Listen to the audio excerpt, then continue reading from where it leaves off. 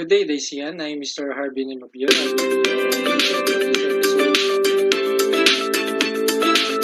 we're going to talk about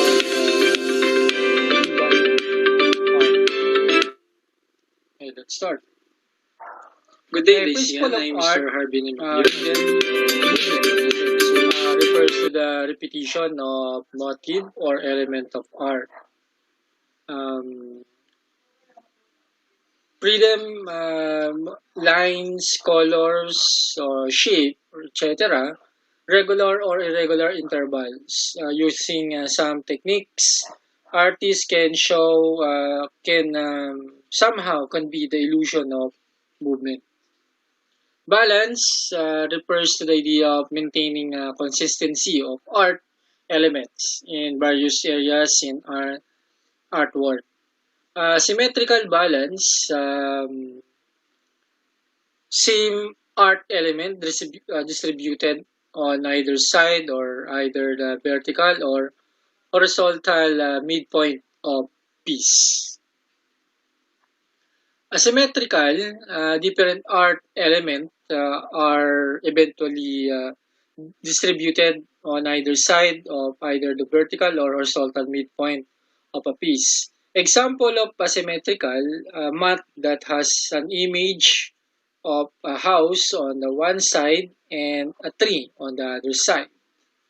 Radial symmetry, various art elements, shape, lines, colors branch off from a central point. Emphasis, different line, colors, or shape is placed in the midst of a regular pattern. Emphasis, mostly this we call extraordinary. Harmony, like colors, shapes, and lines, complement one another.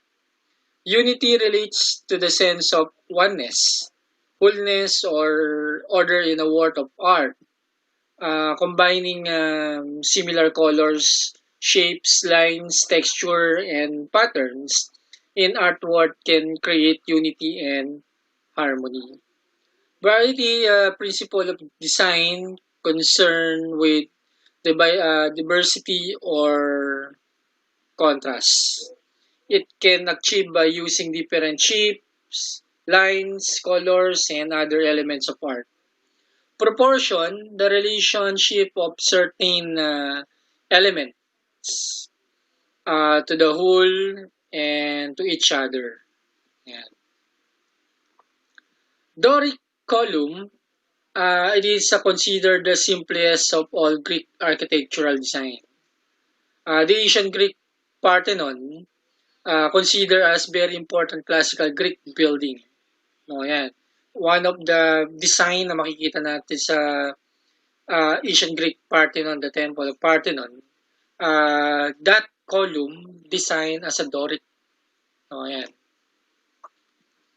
Ionic Ionic column, the picture are part of the historic propylaea. Now serve as the gateway to the Acropolis in Athens, Greece. Not as bigger as the Doric column, but they are taller. So, yun yung pagkakaiba nila. Ang Doric is bigger. No, malaki siya eh. But the Ionic, hindi siya ganun kalaki pero mataas siya. So, yun yung pagkakaiba nilang dalawa. Round shape that look like scroll on top of each column. Yan. Next is Corinthian column. Shown in the exterior column, the Temple of Zeus in Athens, Greece. Style by means of leaves that curve. No? Ngayon, kahit naman ngayon, no, mayroon tayong mga makikita ganito na mga column.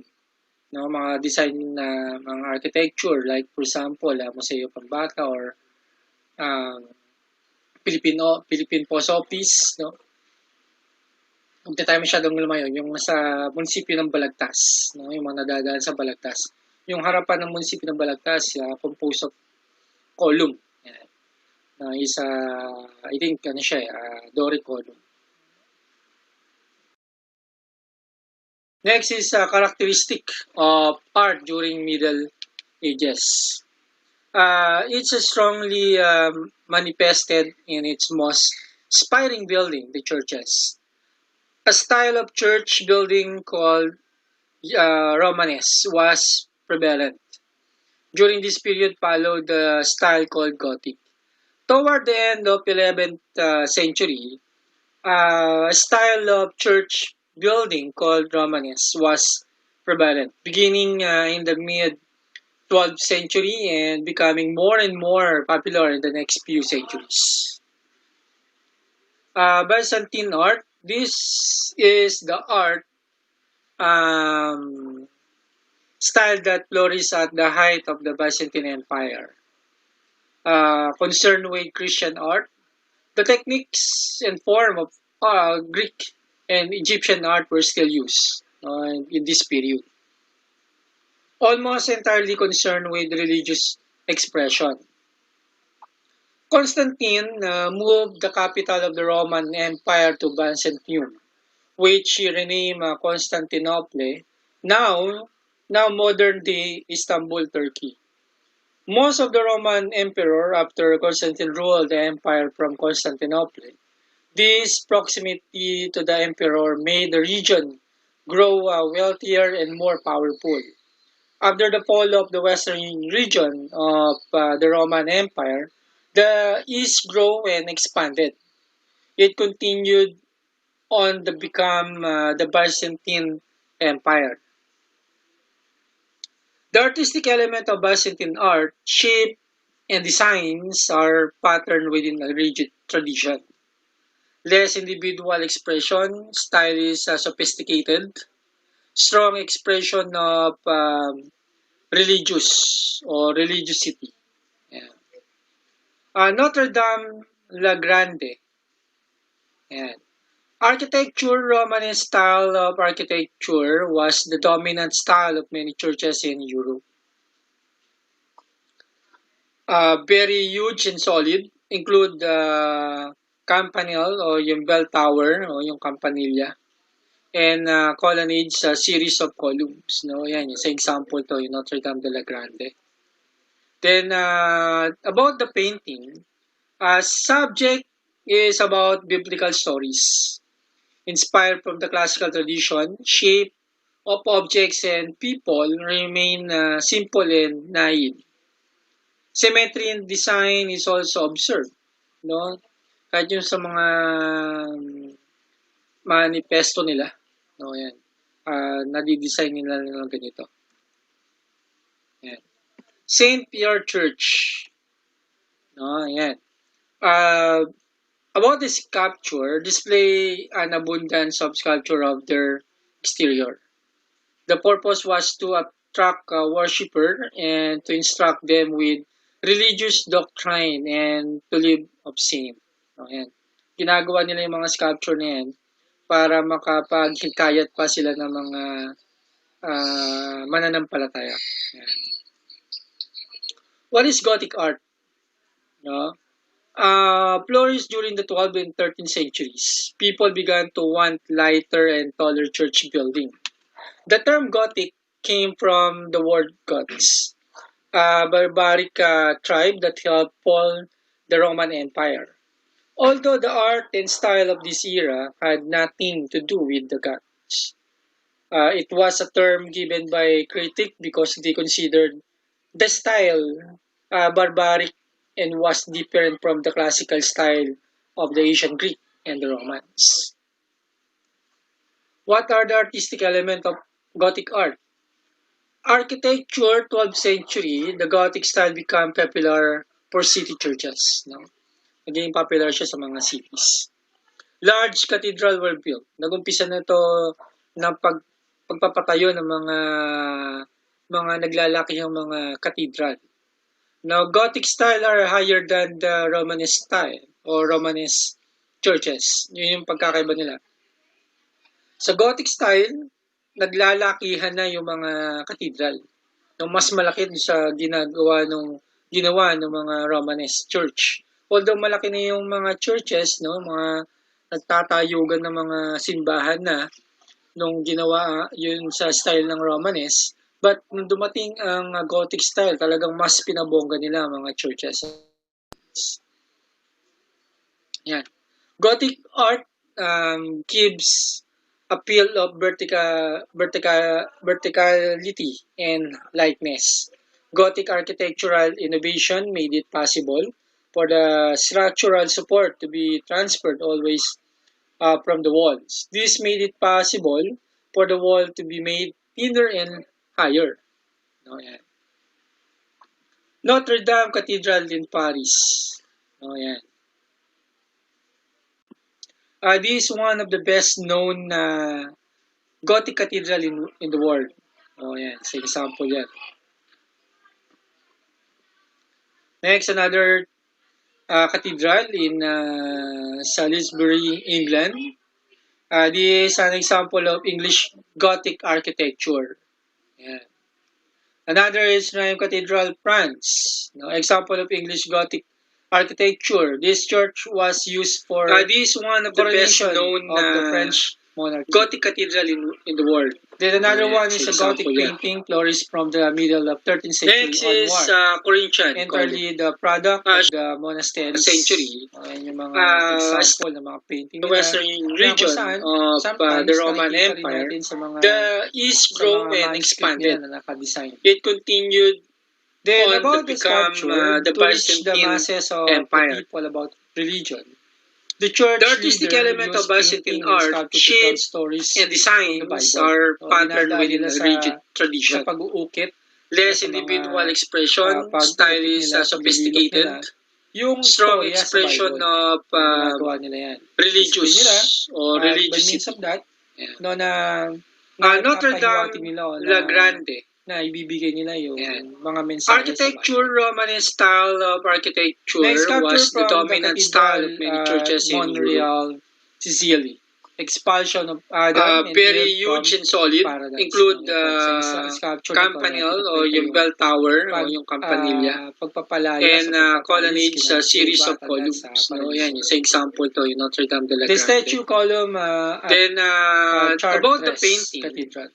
Subject is about biblical stories, inspired from the classical tradition, shape of objects. And sculpture of Archangel Gabriel, from the 13th century, the smiling happy angel. Yan, sa example yan. Then for the Byzantine art, no, I want you to watch this video. Short video lang to.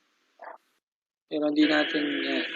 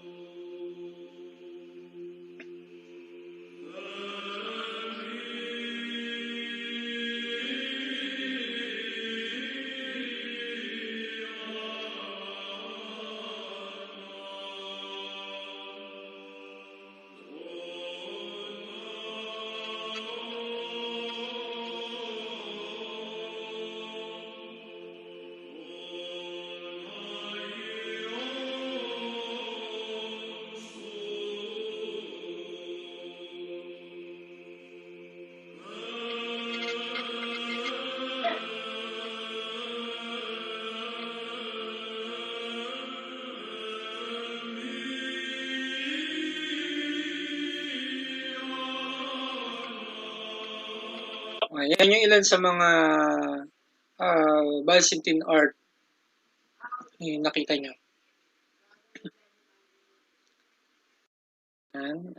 Okay.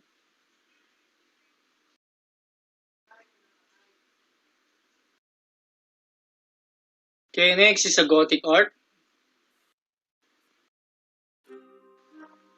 The first Gothic characteristics of medieval art appeared in its magnificent cathedrals and stained glass windows, which were larger than had ever been seen before. Gothic art emerged out of France and flourished in the 12th and 16th centuries. Referred to as the new fashion at the time, Gothic art deviated from the more common, highly esteemed imitations of classical Roman art. Art historian Giorgio Vasari later denounced Gothic art as inferior to classical Roman style. Regardless of early criticism, the legacy of Gothic art continues to influence cathedral architecture and design. Predominantly used in architecture, the Gothic style drew inspiration from an earlier style called Romanesque. Romanesque cathedrals had the same spacious atmosphere as Gothic cathedrals, but differences in structural design gave them each a distinct look. Romanesque cathedrals were low and wide. Gothic were strikingly tall. Romanesque had separate areas. Gothic had one integrated space. Romanesque had limited light, but Gothic cathedrals were flooded with natural light. The three most identifying characteristics of Gothic architecture are the ribbed vault, the flying buttress, which is an external support that extends from the wall to the ground, and the pointed arch. Gothic cathedrals were breathtakingly tall and drew visitors' gaze up to the heavens with their impressive vaults. Gothic architects continually tried to outdo the cathedrals that had come before by designing taller and more impressive roofs. In 1284, the ambitiously tall Beauvais Cathedral, 48 meters tall at its highest point, actually collapsed. But instead of compromising on its height, it was reconstructed with the same dimensions, but this time supported with extra flying buttresses. Among the architectural marvels of the Gothic period is the French Cathedral of Saint Denis, which was commemorated to Saint Denis, the first bishop of Paris. The Cathedral of Saint Denis served as a burial place for almost every king who reigned between the 10th and 18th centuries. The chevet, or rounded headpiece of this church, is believed to be the first Gothic construction ever made. The removal of dividing walls and use of slim columns to support the vaults gave the interiors of this cathedral a spaciousness that had never been achieved in previous designs. But the innovative headpiece was not all this cathedral was famous for. In the 12th century, the abbot Suger brought in some unique architectural concepts to redesign portions of the abbey, and gave it its current, unmistakably Gothic look.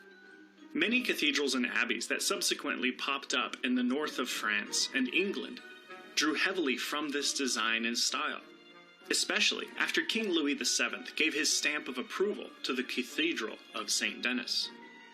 The art of the Gothic period took on a naturalistic style, and this characteristic remained dominant until the end of the 15th century. This was the time when stained glass windows were first introduced in churches and cathedrals. A distinctive window design found in early Gothic art is the rose window, which is a large circular window which separates petal-shaped panels of colorful stained glass with sculpted stone. The frames, or tracery, around both stained glass and ordinary windows in Gothic cathedrals were sculpted with flowers and geometrical designs that became more and more complex and elegant. The Cathedral of Notre Dame was begun in 1211, and construction on the cathedral continued for more than 100 years. This cathedral has two spires, both measuring 105 meters tall. It has hundreds of sculpted figures standing on its ledges, and they even transformed the building's supports, the pillars, into saintly figures. The frescoes of Gothic churches give us a glimpse of what the painting of this era looked like. Some outstanding examples of Gothic art can be seen in the frescoes and paintings of the Lorenzetti brothers, Simone, Martini, and Giotto. However, illuminated manuscripts, or intricately illustrated books, are the most comprehensive record of paintings from this era, as many of the murals which had formerly decorated churches were replaced with stained glass windows and paintings. Almost all illuminated manuscripts were religious in nature, primarily Bibles and prayer books. Wealthy noblemen paid well for illustrated manuscripts, so many artists engaged in this sort of work. By the end of the 14th century, the discovery of cheaper printing methods made illuminated manuscripts more lightweight, compact, and accessible. The most famous illustrators of illuminated manuscripts were the Lambeau brothers, who are best known for painting Jean de France's Book of Hours. Whereas it used to be common practice for printmakers to copy both the text and the illustrations of illuminated manuscripts instead of creating new ones, the Lambeau brothers' Book of Hours featured original illustrations throughout the book. This book included not only religious illustrations, but historical imagery with subjects like the plague. The Book of Hours features several innovations of Gothic illuminated manuscripts, such as intricate borders, smaller decorative initials, and illustrations at the bottom of the pages filled with text. Gothic art was highly symbolic, and one of the most significant symbols of the time was Christ as a lamb. This metaphor was not a new concept, as the lamb was always seen as the symbol of the ultimate sacrifice, and early Christians equated Jesus to the Good Shepherd who would lead their souls to peace. The lamb is believed to represent the nature of Christ, a gentle and innocent heart who chose to forgive enemies rather than fight. It's not quite as easy to identify decorative Gothic art as it is to spot Gothic architecture with its pointed arches and multi-ribbed pillars. However, one characteristic throughout all Gothic art is the importance of calligraphy and predominance of line.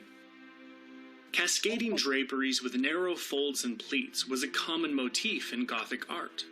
Another common trait was the extreme stylization of the human body.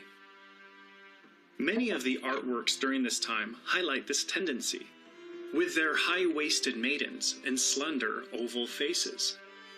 All Gothic art aimed to depict the divine in a rich and dramatic way that would inspire devotion in those who encountered it.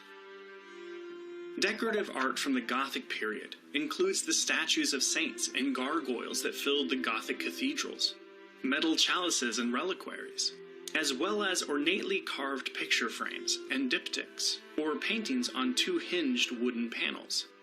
Although the succeeding Renaissance artists would reject many aspects of the Middle Ages, they saw the importance of architecture in daily life and incorporated many natural themes into their art. They were particularly interested in spatial depth, which led to the development of one-point perspective in painting. The soaring heights, monumental stained glass windows, and elaborate sculpture of Gothic cathedrals continues to inspire art and even pilgrimages to this day. Okay. Yan yung sa Gothic art. No, na pag-compare dito, yung Romanesque art and the Gothic. Okay. Yan. For your activity, please refer to your book mapping, Action 9, page 98, and 107, assess and learn. And also page 111, activity 7, decorated mugs. Okay. Before we end this discussion, meron akong iwanan sa inyong quotation about the medieval art. No, sabi doon na painting is poetry that is seen rather than felt. And poetry is painting that is felt rather than seen. That's all for today, Daisy, and till next episode. God bless.